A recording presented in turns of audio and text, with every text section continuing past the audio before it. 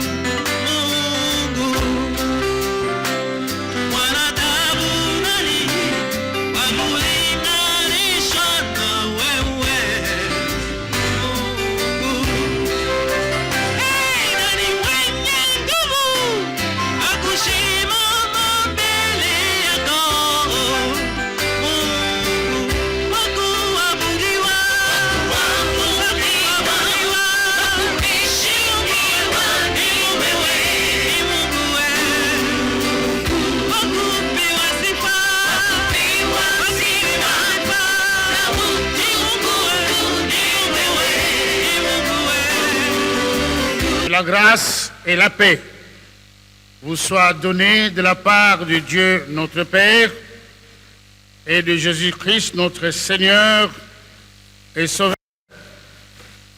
Après cette lecture biblique du livre de chapitre 30, je vous propose le thème suivant.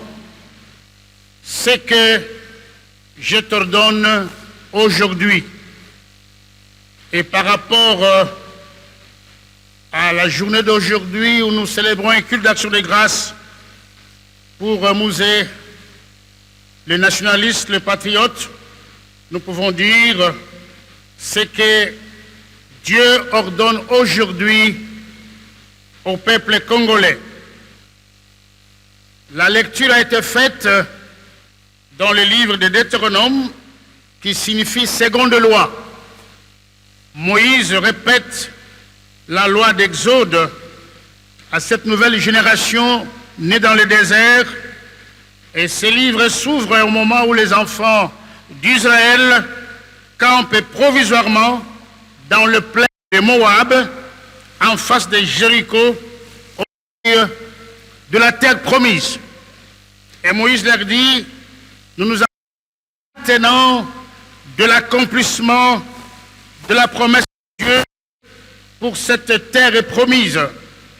Et Moïse commence à expliquer la de Dieu.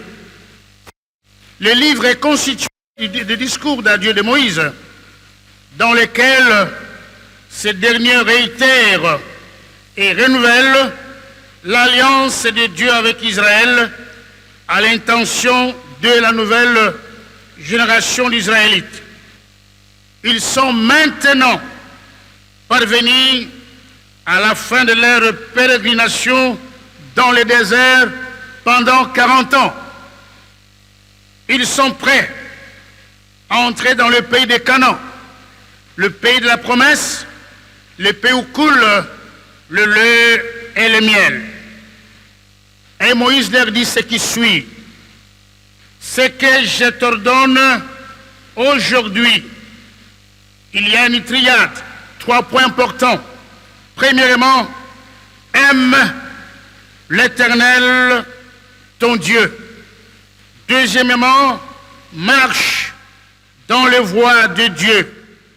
Et troisièmement, enfin, observe les commandements, les lois et les règles. Et après ces 3 points importants, il y a les conséquences. Moïse dit, si vous aimez votre Dieu, si vous marchez dans les voies de Dieu, si vous observez les commandements, les lois et les règles, Dieu vous donnera la vie. Et le Seigneur, votre Dieu, vous bénira dans les pays où vous entrez pour en prendre possession. Et Moïse, en disant, aime Dieu de tout ton cœur, de toute ton âme, de toute ta force, nous savons que c'est lié aussi à l'amour du prochain.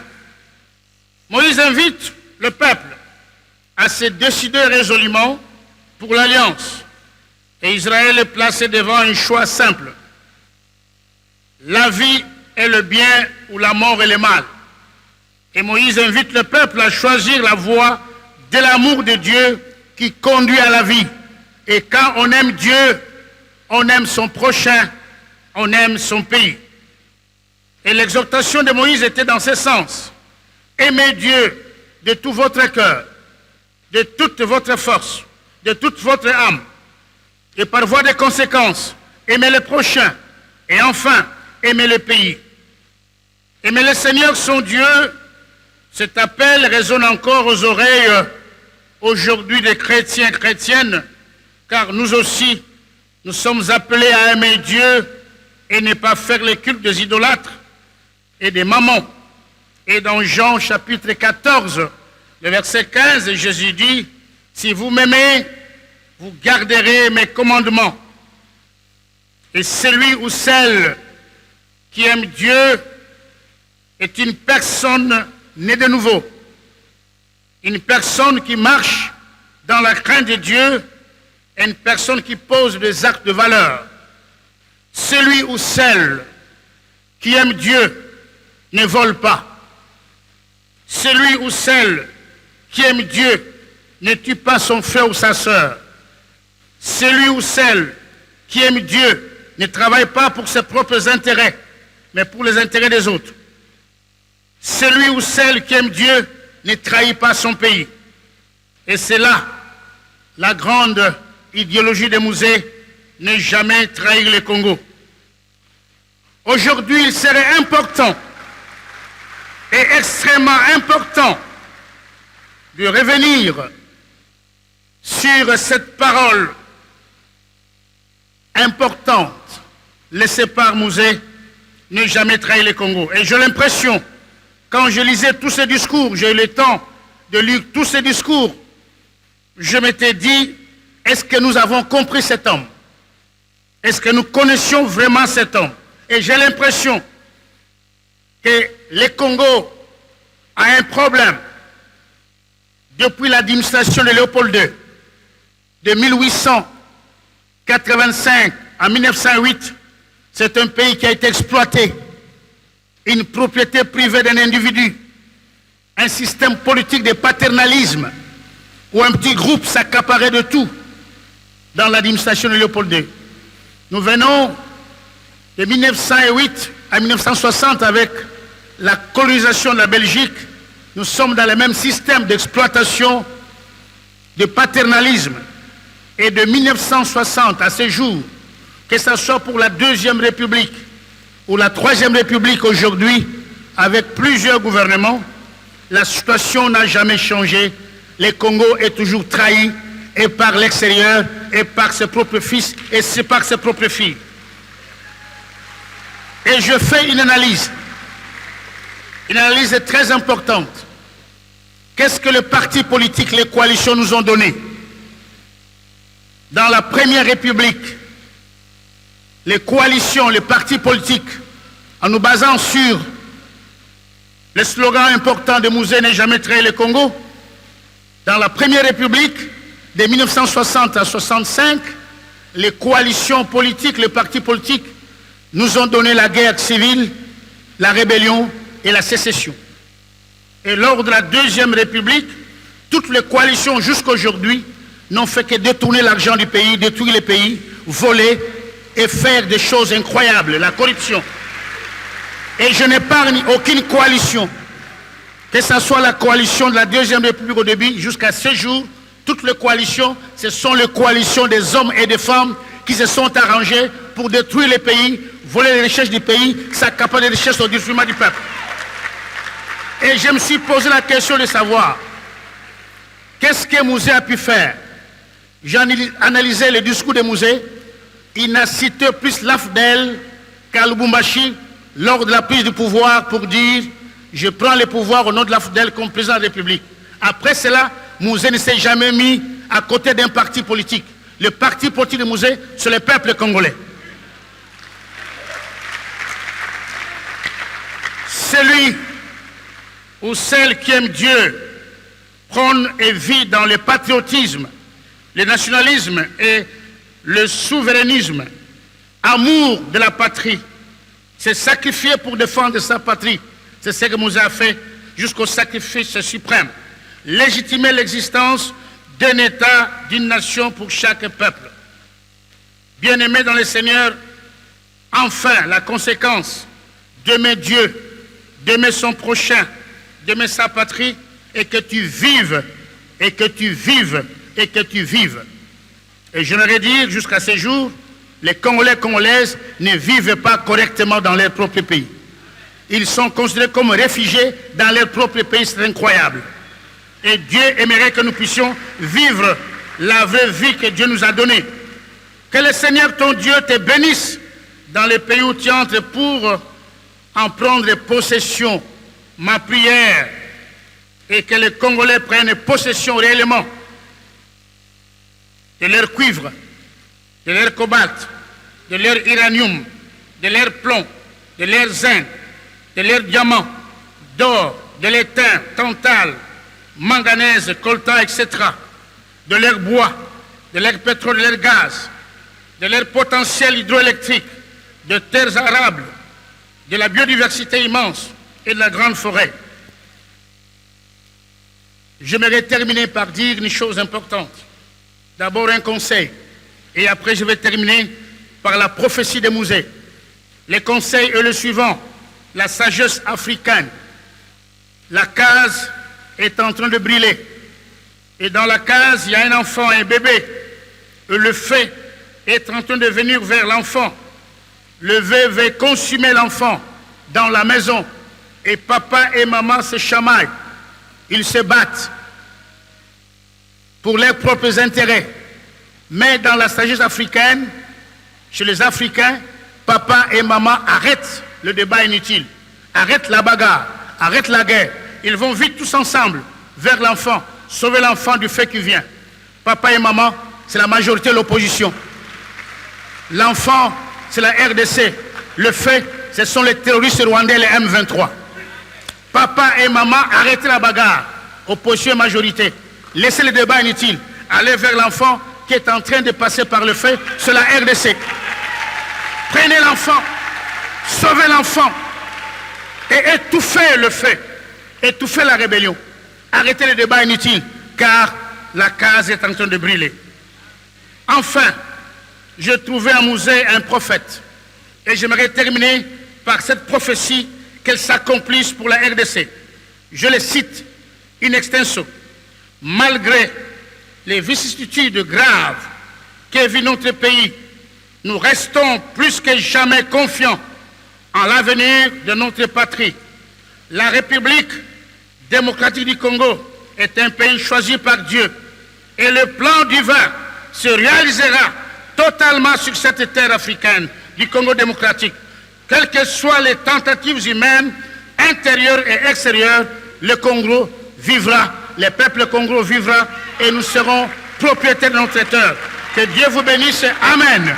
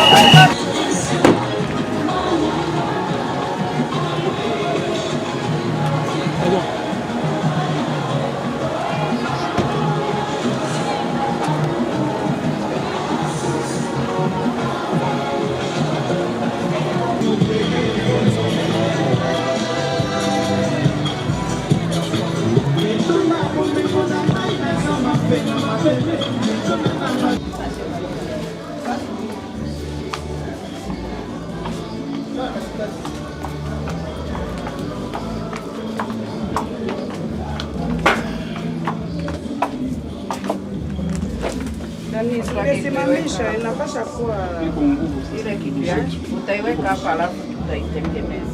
Usimamishe hapa hivi, tutaitengeneza baadaye.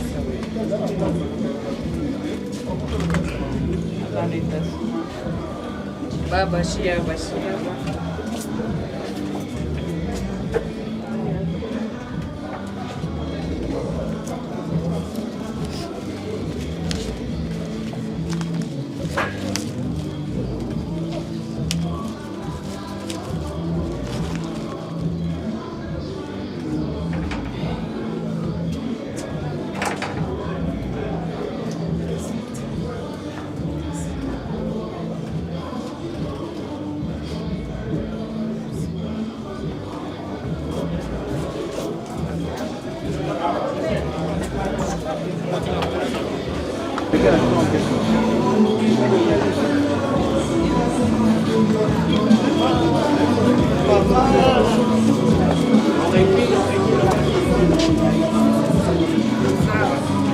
Vous faites cet exemple, hein?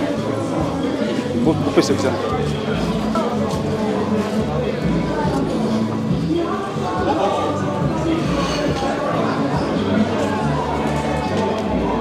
après l'assassinat de père de l'indépendance.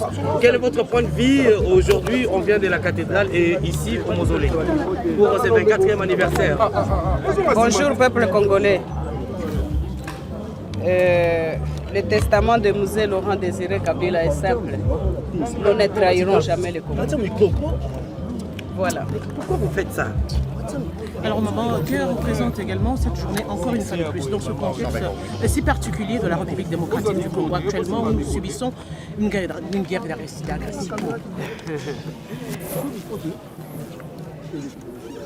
Vous savez, la libération du peuple congolais s'est fait ou se fera par elle-même, par lui-même.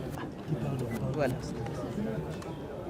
Un message à tous ces Congolais qui ont cru et qui croient encore à ce héros national, à sa vision et qui veulent pérenniser justement les actions de M. Laurent Désiré Kabila.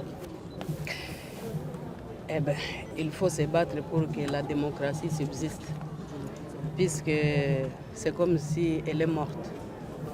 Et nous regrettons beaucoup.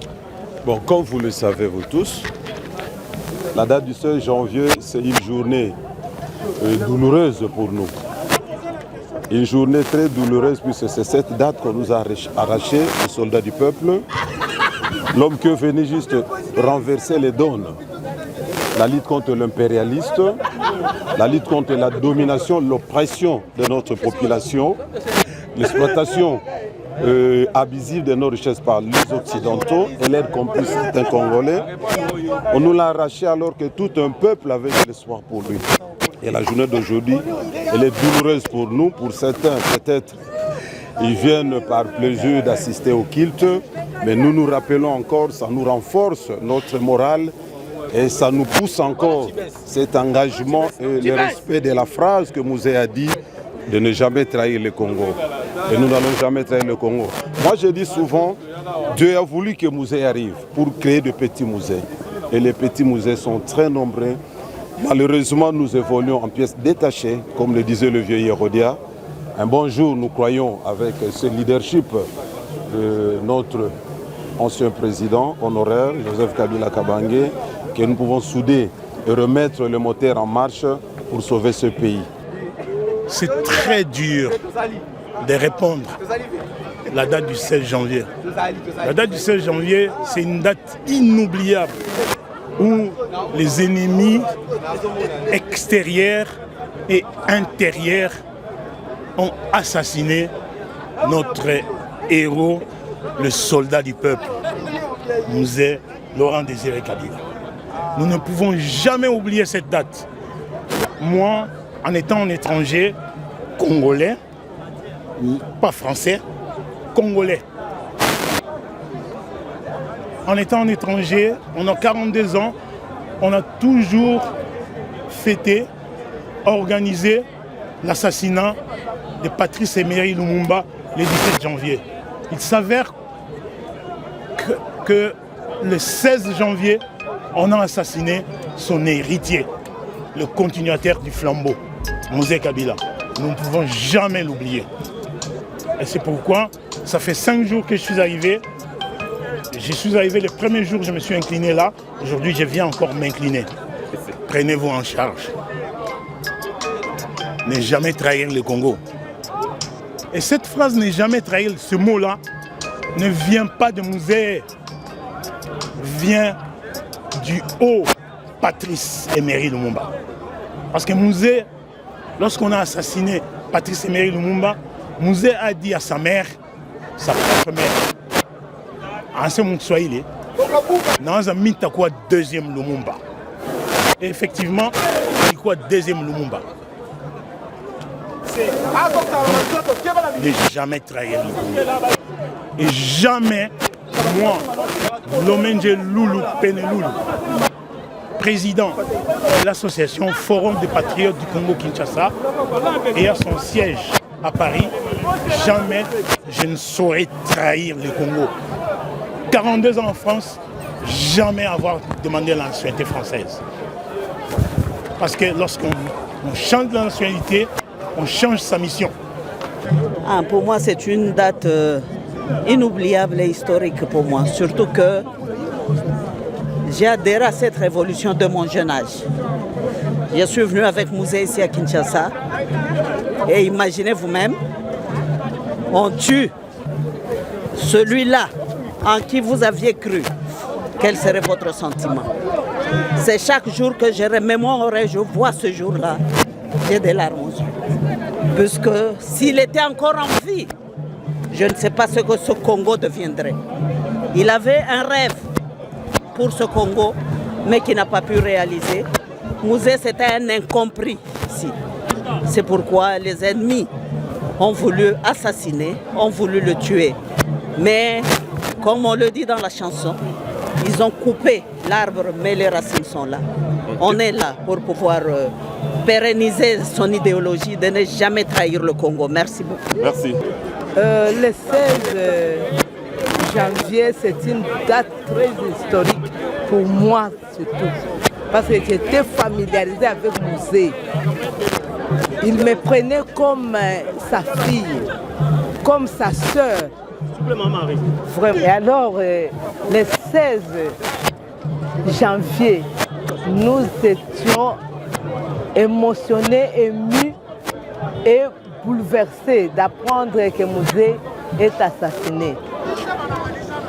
Je crois que je connais même l'heure à laquelle on avait prononcé l'assassinat de Mouzé. Et j'étais à Météo. J'étais présente lorsqu'on a parlé de la mort de Mouzé.